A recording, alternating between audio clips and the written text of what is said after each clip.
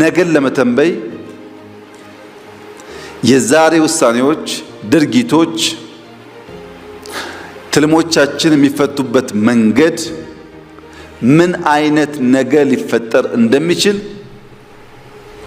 ሙሉ በሙሉ እንኳን ባይሆን ከሞላ ጎደል ግንዛቤ እንድንይዝ ያስችላል።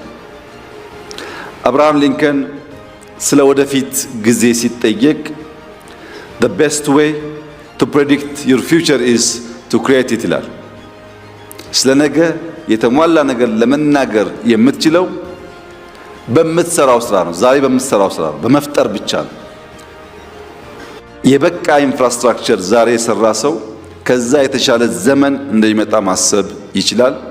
ዛሬ የተኛ ሰው ነገ የከፋ ጊዜ ለልጆቹ እንደሚያወርስ ካለ ብዙ አስረጅ ሊገነዘብ ይችላል። ዛሬን ማወቅ ነገን ለመስራት ብቻ ሳይሆን ነገን በቅጡ ለመተንበይ የሚያግዝ ጉዳይ ነው ማለት ነው።